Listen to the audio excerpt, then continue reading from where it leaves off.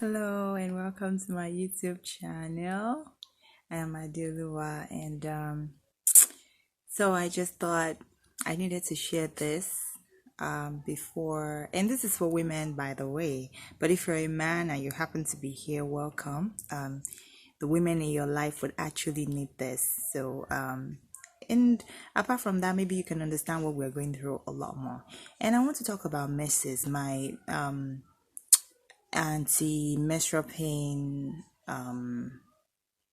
diary, tips on relieving menstrual pain, and tips on how to just survive while you're menstruating, so to speak, especially when pain is involved. Now, I've done videos on that before because I always, glory be to God, I gain information every time I discover new things that actually are really, really working for me. So I just thought, okay, why not? Let me just, share, someone else might actually need it. Now, before now, my God, I always dreaded my monthlies. I dreaded it. Even still now, I still do, but I don't dread it as much as I used to back then, because back then, like, I was changing pills. I was changing what is it called now, painkillers a lot. I will use one. I will go to the hospital. I will tell them this is what is the matter with me. They will give me prescribed drugs, and then I buy it. I use it. It works for like maybe 2-3 months, and then afterwards it doesn't work again, and then I have to go back, and they start increasing it. I didn't start from ibuprofen. I don't know whether that's the correct pronunciation, like ibuprofen. I didn't start with that. But when I got to that point and I was saying analgesic or something like that, I'm like, you know, I thought that was a bit too close to anesthetics, like things they use for people to sleep during an operation. And I'm like, that bad? Like, I'm this close to actually, it got to a point where even that one that was recommended wasn't working anymore, you know. And the thing about menstrual pain is that it's very complex. It can be a symptom to a problem with the reproductive system. Actually, about 50% of the time is actually a problem with the reproductive system, or a hormonal issue, a problem with the hormones, or a diet issue. But whatever it is, if you notice that you are having intense pain whenever you are having messes, like before the messes start, you're already having sharp pains that comes and goes, before, like, it stays for maybe 5 minutes, 10 minutes, then it goes away, and you notice it's not messes, like it's like telling you, knock knock knock, I'm on my way. That is so not cool, like, I'm on my way. So I think that they call that PMS. I don't know, but I'm sure that is involved as well. So that being said, it's a journey. So and then there is nutrition as well. It might also be a result of nutritional defect.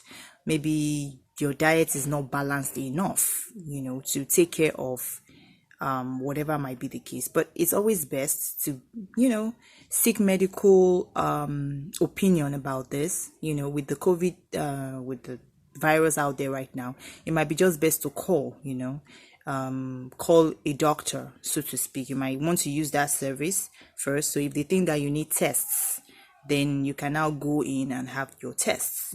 So, but if you've done all of that and they can't find anything wrong with you, it's best you have yourself checked while the messes is going on, while the pain is going on, so that whatever it is might be the problem, it will reveal itself at that point in time. So you want to be sure it's not a signal to something much worse than just mere pain, which is in mere, by the way. So how do you survive during your messes or your menstrual pain? The first thing is that you have to relax and breathe. I know it's easier said than done, but you see, when pregnant women are doing like, yeah, it works. Believe me, It works. Like, because if you don't do that, you will think you're breathing, but you realize that you're holding your breath. Your body is tensed after some time. And those two things, if your body is tensed and you are holding your breath, they increase the pain, not decrease it. Like, it's like a reflex of, let me prepare myself for when the pain is coming. No, you have to breathe. And so if you have to like make it a noisy one so that you can remind yourself to be like, and you keep doing that until you feel better and able to breathe on your own normally, then you can keep doing that. That is one. And two, you want to do some hip opening exercises. Most of the time, they say, rumor has it that the emotions are stored in the hips. So which means if you're having pain problem, hip pains, lower back pain, waist pain, like it's like you have a lot of emotional cache to delete. Is it cache or catch? The CACHE. Yeah, those junk you delete from your phone applications, to clean out your storage and all of that. Apparently emotional junk goes in there too, like the residue of emotional, maybe anger, maybe stress, maybe relationship problems and things like that. You might have gotten over it, but it's like the hips is like the dustbin for the waste products, so to speak. And then you start to feel a lot of pain there, so you have to relax. You have to do a lot of stretches, and your stretches has to be backward, not stretch forward. You have to stretch backward, which means you push your hips slowly, please. If you want to do jumping up and down, kindly do that before the message, because if you do a lot of jumping around, it's going to aggravate the issue. So you want to gently push your hips forward and around, you understand? And don't walk stiffly as well. You have to walk with you have to roll your hips while you are walking.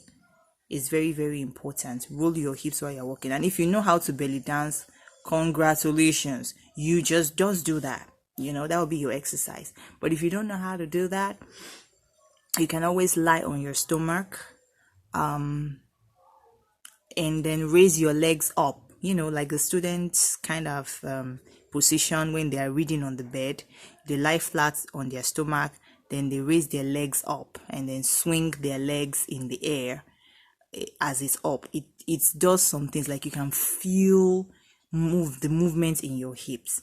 Another thing you can also do is to massage your hips. It's very, very important. So if you have stretched, I noticed that worked. Like if you have done stretches where you move backwards. I wish I could actually show you that, but in a subsequent video, when I get a tool to put my phone on a stand, I will explain better. But just like I just said, exercises that pushes your hips out and not bend forward. You have to bend backwards. That's the exercise you do. And there are so many basic ones. You can sit with your legs like with your knees apart and your legs crossed, that kind of position. Indian style, you can sit Indian style. Yeah, so if you can sit that way, that's fantastic. So you have to, those are the exercises that open up the hips, right? So you do hip opening exercises. So you can always go online and check that out, but at the same time, try what I said, like you stretch backwards, you stretch your legs out, you understand, and then you roll your hips, like you're drawing a circle with your hips, or you're drawing a square with your hips. So these are exercises that actually really work.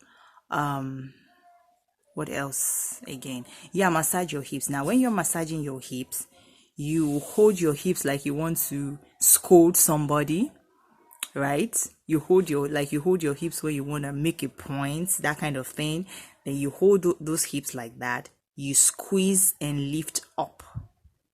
You squeeze and lift up, and you do that in several around your hips. If you have to switch your hand, you understand, like 4 of your fingers will go to your back and the thumb will come forward, or reverse of it. So you squeeze and lift, you squeeze and you lift. And it's always nice to do that when you bend forward or you bend anyway. Maybe you're moving and you notice that there are some areas in your hips that is painful. You just squeeze and lift, you squeeze and lift until it eases off. Another thing you should do is go to a well ventilated area where it's very, very airy and breezy. And where it's airy, where it's breezy, you just stay there and get a lot of fresh air. You need a lot of oxygen. It's very, very important. And make sure you eat balanced diet as well. Make sure you take lots of water.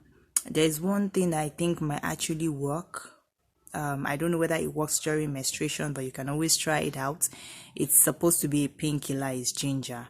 So you might first of all steam your face like you would steam your face. You can add you can use plain water. You can use water with essential oil and just cover your face on it. If you have a steamer, a full steamer, that would be great, that you steam your entire body. But if you don't have that, you can always pour hot water in a bowl, cover up yourself with your towel, and breathe in and out. Do breathing exercises like suck in air through your nose 5 times, like you space it second by second, like 1, 2, 3, 4, 5. Then you hold your breath for 3 seconds. 1, 2, 3. Then you breathe out through your nose again 5 times, like 2.